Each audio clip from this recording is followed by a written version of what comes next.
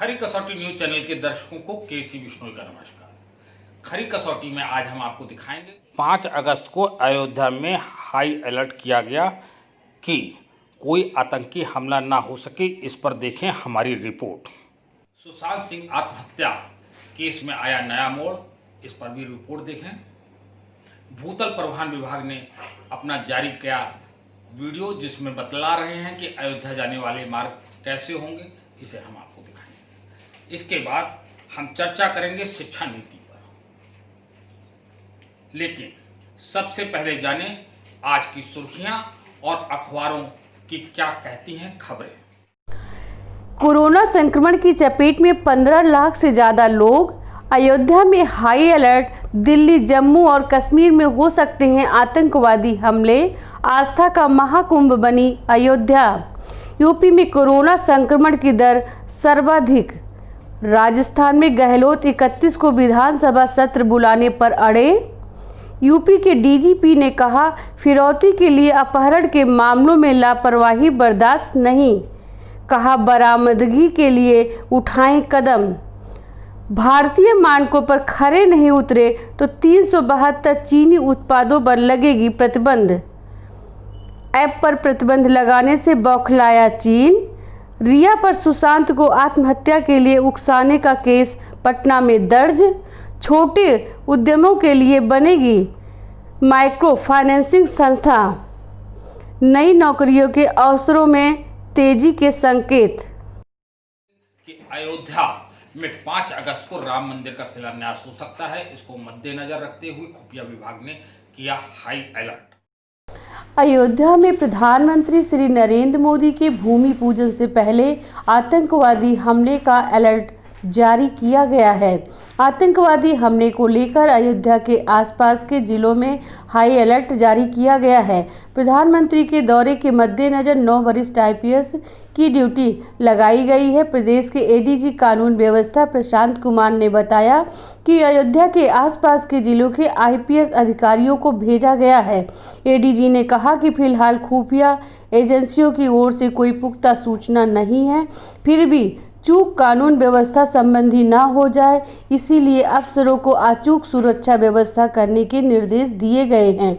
उन्हें 29 जुलाई की शाम से 6 अगस्त की सुबह तक सुरक्षा व्यवस्था संभालने को कहा गया है।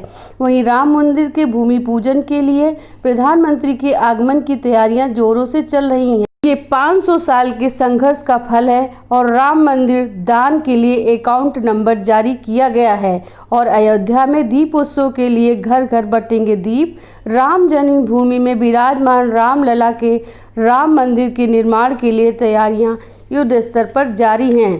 प्रधानमंत्री नरेंद्र मोदी की ओर से 5 अगस्त को भूमि पूजन के अवसर पर संपूर्ण अयोध्या में दीप उत्सव का आयोजन भी होगा। मैं सरोज त्रिवेदी, खरी कसौटी के लिए। सुशांत सिंह आत्महत्या केस में आया नया मोड़, इस पर भी रिपोर्ट देखें। बॉलीवुड अभिनेता सुशांत सिंह राजपूत की आत्महत्या के मामले में आया नया मोड़। सुशांत के पिता ने रिया चक्रवर्ती और उनके परिवार के खिलाफ लिखाई एफआईआर। सुशांत सिंह राजपूत के मरने से पहले तक रिया चक्रवर्ती उनकी गर्लफ्रेंड थी। सुशांत के मौत के कुछ दिन बाद उनके पिता केके सिंह ने रिया चक्रवर्ती पर आत्महत्या करने के लिए उकसाने सहित कई गंभीर आरोप लगाए हैं। उन्होंने रिया चक्रवर्ती पर आरोप लगाते हुए कहा कि रिया ने उनके बेटे को ब्लैकमेल किया था। सुशांत सिंह राजपूत के पिता ने अपने बयान में कहा कि मेरा बेटा फिल्म लाइन छोड़कर केरल में ऑर्गेनिक खेती करना चाहता था। उसका दोस्त महेश उसके साथ जाने को तैयार था। जब रिया ने ऑर्गेनिक खेती को लेकर विरोध किया था, तुम कहीं नहीं जाओगे, अगर हमारी बात नहीं मानी तो पूरी दुनिया के मीडिया में तुम्हारी मेडिकल रिपोर्ट दे दूंगी और सबको बता दूंगी कि तुम पागल हो। सुशांत के पिता ने यह भी आरोप लगाया कि 1 साल में सुशांत के खाते से 17 करोड़ रुपए निकाले गए और ये पैसा जिस अकाउंट में ट्रांसफ़र किया गया उसका सुशांत सिंह से कोई लेना देना नहीं है। वहीं दूसरी तरफ रिया चक्रवर्ती के ऊपर गिरफ्तारी की तलवार लटकी हुई है। इस मामले में रिया वकील से कानूनी मदद ले रही हैं। खरी कसौटी के लिए मैं सरोज त्रिवेदी। भूतल परिवहन विभाग ने अपना जारी किया वीडियो जिसमें बतला रहे हैं कि अयोध्या जाने वाले मार्ग कैसे होंगे, इसे हम आपको दिखाएंगे। भगवान प्रभु रामचंद्र हमारे इतिहास संस्कृति के प्रतीक हैं और विरासत के भी प्रतीक हैं। हम सब के लिए आस्था अयोध्या के लिए इसीलिए है। आज भारत सरकार में प्रधानमंत्री शिक्षा नीति पर कैबिनेट में चर्चा करेंगे।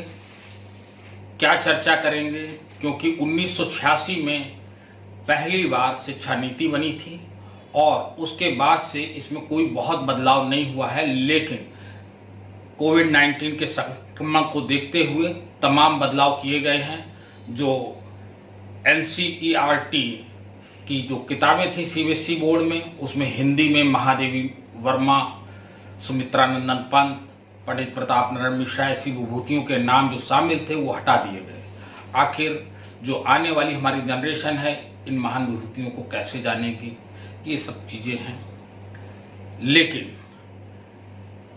और जो कोर्स है शिक्षा नीति में वो 30% 20% की कटौती की जाएगी उस शिक्षा कोर्स में। हो सकता है कि हाई स्कूल यूपी बोर्ड जो परीक्षाएं, बोर्ड की परीक्षाएं होती हैं CBSE में, ICSE में, वो बोर्ड की परीक्षाएं ना हो। 9th और 10th को मिलाकर 8 सेमेस्टर बनाए जाएंगे। उन 8 सेमेस्टरों से पास होते हुए उसको पास किया जाएगा। क्या शिक्षा नीति में बदलाव होंगे, ये तो एक अलग बात है, लेकिन जो भी शिक्षा नीति बनेगी वो क्या हमारी आगे आने वाली पीढ़ी के लिए प्रेरणादायक होगी, या वो कौन सी ऐसी जो 30% जो शिक्षा में कमी की जा रही है, किताबों में कमी की जा रही है, जो पाठ्यक्रमों में कटौती की जा रही है, क्या अभी तक वो 30% पाठ्यक्रम क्यों पढ़ाए जा रहे थे? क्या अनुपयोगी होते हुए भी उन्हें पढ़ाया जा रहा था?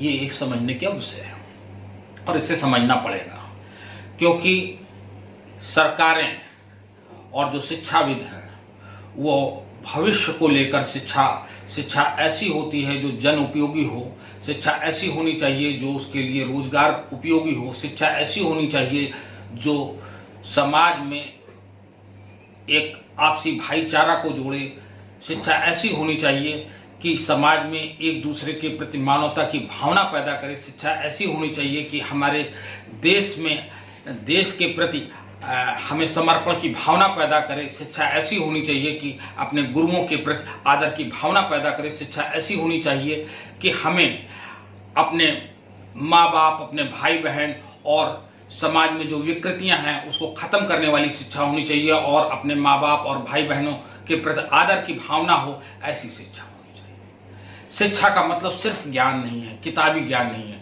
हमने तमाम बार उपदेशों में सुना होगा कि आप जो बहुत पढ़ गए हैं उन्हें किताबी ज्ञान है, लेकिन प्रैक्टिकल ज्ञान नहीं।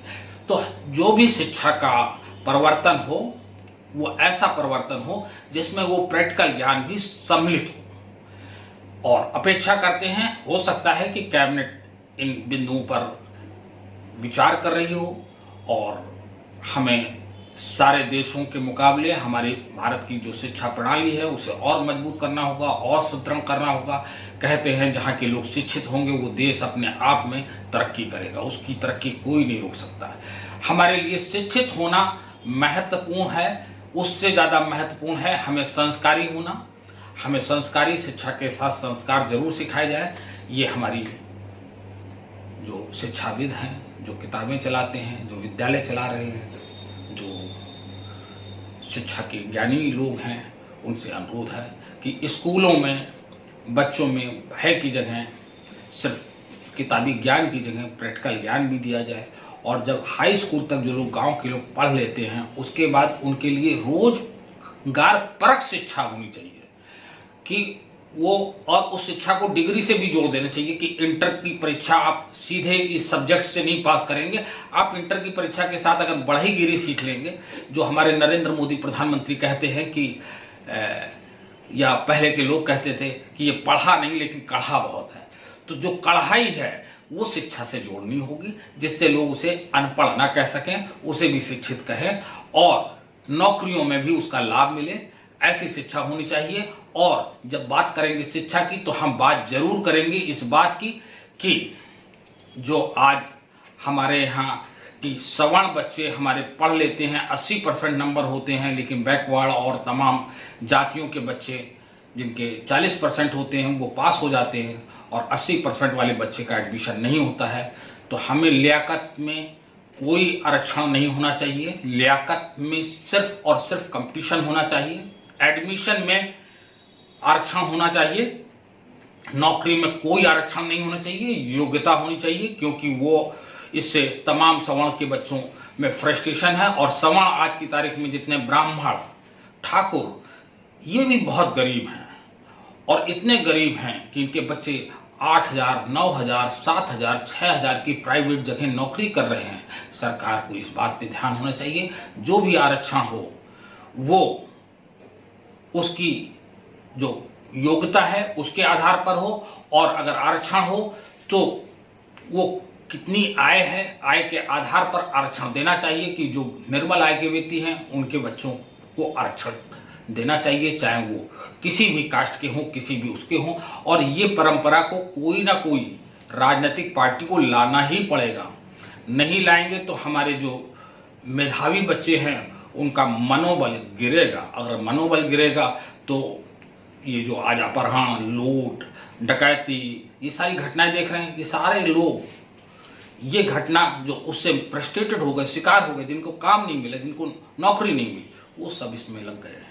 तो हमें पहले लोगों को शिक्षित करना होगा, हमें आरक्षण पर भी फिर विचार करना होगा कि जो शिक्षित है उन्हें योग्यता के अनुसार नौकरी दी जाए। आरक्षण एडमिशन में होना चाहिए, आरक्षण अन्य चीज़ों में होना चाहिए, लेकिन नौकरी में नहीं होना चाहिए, क्योंकि अगर डॉक्टर सर्जन है और वो आरक्षण कोटे का है और वो उस एग्ज़ाम को पास नहीं कर पाता है, 50% आते हैं उसका हो जाता है, जो 70% आते हैं सवर्ण का उसका नहीं हो पाता है। इसमें बच्चों में बड़ा आक्रोश है और हमेशा देखने को मिला है, बोर्ड क्लब में लोगों ने धरना दिया, प्रदर्शन दिया, लेकिन सबकी आवाज़ दबा दी जाती है।